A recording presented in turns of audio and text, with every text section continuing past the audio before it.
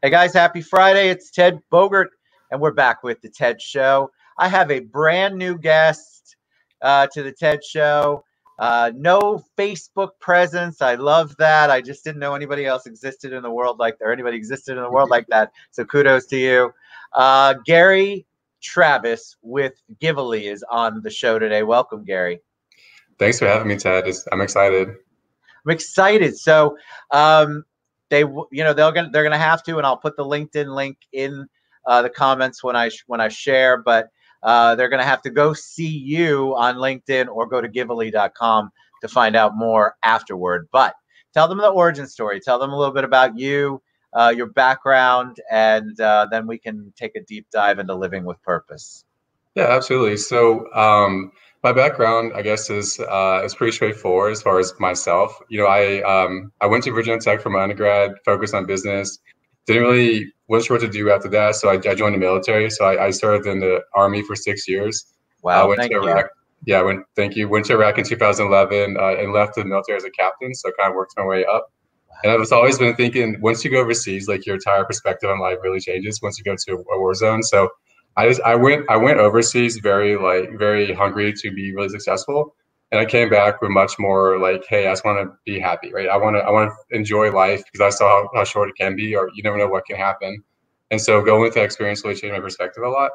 And when I came home, I was really focused on entrepreneurship and trying to make a difference and make an impact and live with more of a purpose. I did that for a few years. Went back to get my MBA. Found my way to corporate America. I worked at some great companies in finance and marketing, and I learned so much from that experience. I would recommend people do that, but for me personally, this wasn't the purpose of my life, and so I had to go back towards entrepreneurship. And while I was working in corporate, I saw a big disconnect in where people would spend their time and their energy to help the community, where the help was actually needed, and that's where the genesis for Givealily came around. It's a more efficient way, a better way of connecting the companies to the community that they want to support. So lots to ask. You talk about how you came back with a different perspective. Had you always been, up to the point where you went into the military, a community service kind of person, a give back kind of person? Did you grow up in that kind of environment, or did you learn that that was a passion for you while you were in the military? Yeah, it's actually very strange because I did volunteer a little bit. I have like a giving back nature, I think, is in my personality. Well, I'm a complete stranger. I was a complete stranger to the nonprofit industry, and I think that's what helped me think outside the box because I came to a fresh perspective. But in my life, I have volunteered just on my own. Just I like helping people. Even while I was overseas, for example, I spent a day helping Iraqi children to kind of build more goodwill with the local community there, because that's an important initiative. But yeah, just the nonprofit industry, I'm totally new to it. I came in as an outsider. I think it's given me a lot of new, fresh perspective on solving the problem. So let's talk about the purpose behind Givealily. So you mentioned a little bit, but go over it again. What is Givealily about? And then let's talk about some of the real world examples of how you've gotten people involved and what an impact it's made. Yeah, absolutely. So the main reason that kind of where we find our purpose in the market today is that we really focus on helping companies that are really busy or just don't have the knowledge or experience to put together a good volunteering event for employees. Really help them. They can really outsource the work to us, and we just put together an awesome program for them. It can be a one-time event or like an ongoing event, but we will align their skills. We align them what the employers are looking for with the actual needs in the community. And so another thing that we're trying to do is we want to get away from like voluntourism, where you just kind of show up and hang out and go to happy hour. We're trying to integrate people or the actual work being done into the actual needs of the organization, so that it's more efficient and hopefully results will be better as well. Well, I love that. I've participated with a group here in Orlando, Clean the World, and they have their own outreach program. They're the 501c3, and then they outreach, but it's similar concept. And so when I read about what you were doing, I thought, gosh, that is so awesome to be able to approach it and share it across any industry, anyone. So basically, what happens when a company says, all right, Gary, I want Givealily to get involved. We want to do an event. What does that look like? Is it you you all go out, reach out to the community, find the right, give them a little bit more detail. Yeah, that's a great question. What we love to do and what we found really resonates with our customers is we like to get very personalized. So we actually spend a lot more time up front just kind of talking to them and really understanding what they care about, what the employees care about, what are they looking to accomplish, what has been good for them in the past. And once we really understand like their needs and like what makes them unique and what makes employees tick, then we will actually, as a team, we will go out there and source and coordinate what we think would be a great match for them. So we really take time to understand what makes them tick first, and then we go out there and find a great match. So what does the event look like? Is it in-house at the place? Like, for example, if you were doing something at the Coalition for Homelessness, you would go there and serve meals as a group, as your employee group. Yes. So what we do is we tend to focus more towards grassroots stuff. So we try to we talk to smaller nonprofits, or we go to more community needs. And so you can think of it more as, I guess an example would be, we had an organization that it teaches youth, underprivileged youth, how to code, how to program. And these are youth. They're usually in the southwest side of Chicago. They just have they don't have access to a lot of resources or a lot of education or mentorship. And so this nonprofit would provide technology. It would provide actual coding boot camps to these children at no cost to them, which can really change their life. And one of our companies really cared a lot about education and technology, and so it made a lot of sense to integrate them into helping them plan a curriculum. They did a lot of kind of fixing up the classroom to make it ready for the students' return, and they really add a personal touch to guiding the organization towards a more impactful offering to the youth, the children. Vic Colazo says, I love the word voluntourism. It's a huge issue for those that coordinate volunteers. So before we go further, I want to ask about employees, but I want to kind of address what you said, because I was thinking the same thing. But that's voluntourism. Give them an example of what that is and why you're trying to get people away from that. Yeah, because we know that a lot of companies, they want to check the box. It's like in social obligation to do good or volunteer. Because data shows that employees really care about companies that give back, and customers want to buy from companies that do offer do good as well.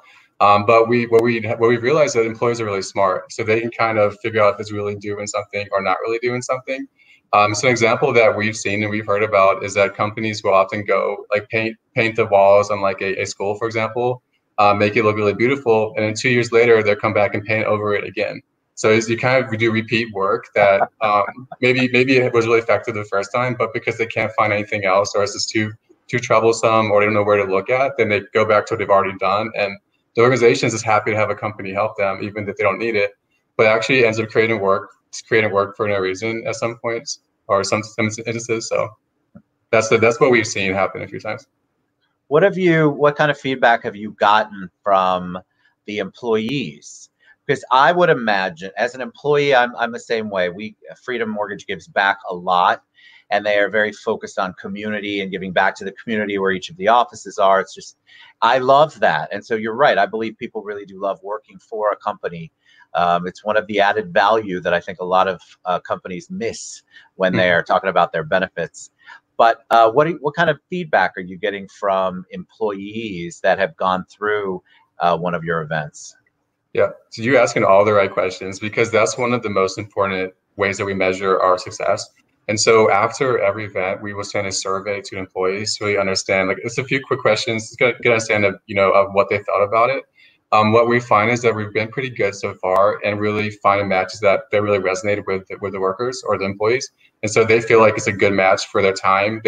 They generally don't feel like they're wasting their time. And actually, we're seeing a strong correlation to feeling closer to the company. So we're building like this, so they feel closer to each other, because volunteering in its nature is a team building opportunity. But they also feel more connected to the company as well, because the company is really plugging them in the right place in the community, making it possible. The advantages, there's so many, it's all win-win as far as I'm concerned. I would think one of the greatest things, other than just checking the box for the corporation, is the fact that they really can say we are involved.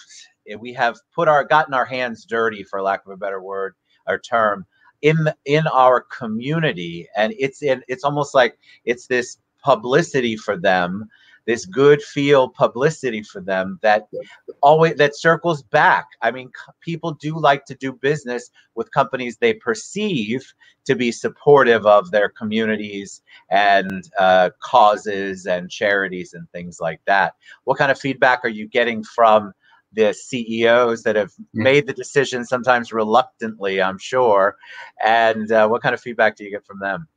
Yeah, it's actually, it's very interesting because all the data is there. This is actually one of the best ways you can spend your money, even from marketing. It's actually one of the most, like you just said, one of the most effective marketing strategies because it's genuine, it's authentic marketing, right? If you put your money where your mouth, you do something, and then that's way more powerful than talking about it. And so we're seeing that it's some companies really realize a lot more, and other companies are kind of figuring it out. But you're right, the community response is amazing, and so maybe they were a doubter before, but once they kind of see the response, they generally come to believe in the power of doing good as a business strategy. We want to support that. So we have marketing tools. We give a little PDF after every event to help the companies market themselves. So we put it together for them. We recognize marketing as one of the value adds that we can give a company, because we want companies like that to grow, right? We want companies that care to do better. And so it's certainly something that we really encourage and push as well. So how about COVID? How did COVID-19 and the quarantine and lockdowns and all that good stuff, how did that impact what you are doing? Yeah, COVID is it's been really tough on the nonprofit industry as a whole. So we've seen a lot of there's a bigger need now, I would say, for support than maybe in a long time, right? Because all of these organizations, their needs are not going away. They still need support. They probably need more support, but they're generally less people going out there and supporting them because volunteering it wasn't really as possible with the threat of the virus spreading. So we saw an uptick in donations. A lot of organizations are giving donations to companies. But from what we focused on from volunteering, that sort of was dying down for a period. And so what we did to continue to support organizations, that we added remote volunteering capabilities. So now we're currently offering structured remote opportunities. So we will plug in companies in a way they can help organizations from anywhere. So we offer more projects. So it's like micro projects that engage 20, 30, 40 employees, and we plug them in to support nonprofits that need the help the most. So a lot of nonprofits are transitioning to a virtual environment themselves to adapt to COVID. And so we found that's one need that's really prevalent in the community, and we're pretty good at connecting companies into these organizations to help them with the transition. So the need is there, if not more than ever, and we're just trying to connect the dots. That's so innovative, I think, because I think you're right. I can see, obviously, yours was volunteers. The staff and the employees were going somewhere physically or doing something physical altogether. And with COVID, you had to be super creative. But what it's created, I love, is an opportunity for them to still do and make an impact on that charity nonprofit, and not have to physically be there, but still see it. And I'm sure you guys have lots of things in place where they get to actually see the actions, because that's what people want. They want to know, did that really make a difference? Did it really make an impact? And they want to leave feeling like they accomplished something. Exactly. So what have you done personally, Gary, to try to stay ahead of the game, creative, not go insane during COVID? Yeah, that's a good question as well. You may not know it, but maybe you can tell. I'm actually an introvert, so I thrive from like this kind of situation. And so for me, the world's kind of going on a lot as normal for me, but I see a lot of suffering out there, so I'm aware of it.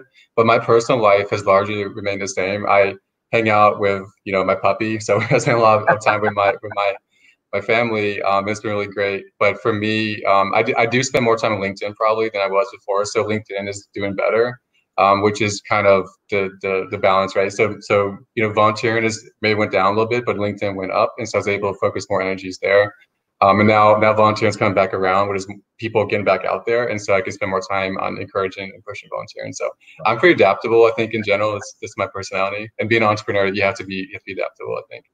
Well, you do. I think a lot of people who didn't even know they were entrepreneurial figured out that, wow, I can think outside the box when I'm really forced to think outside the box. And that's where all this cool creativity has come from. And I really believe that people should follow you, look at what you're doing, because nonprofits really are hurting. We did a lot of shows for nonprofits over when it was really locked down, and people just aren't going out to events. So we missed an entire event season, basically, of events leading up to when school's out, and then it'll start again in the fall, but nobody knows what that's going to look like. So doing what you're doing and being creative and still getting that engagement using the technology is just, it's awesome. All right, so how do people get involved? What if somebody says, I'm from a company, I want to talk to you, or I want to volunteer in some way, shape, or form? What's the best way for them to reach you?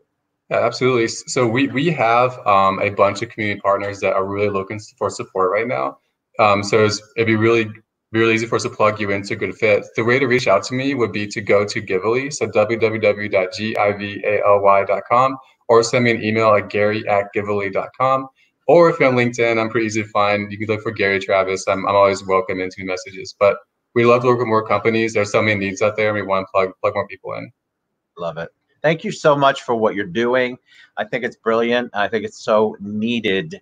And I would love to have you come back on maybe some of your companies. We could talk more. I'd like to motivate some more people to reach out to you that I know are looking for a way to do it, but don't know how to do it and don't know the best way. So Gary Travis, Givealily, thank you so much for being on the show, my friend. Yeah, it's my pleasure. I would love to come back as well. Thank you for what you're doing also. Absolutely. Thank you. All right, guys, we'll be back. One last show. Maybe we'll sing a tune. We'll see. I'll talk to you later. Bye, everyone. Thank you so much, Gary. Yeah, take care. Bye, guys.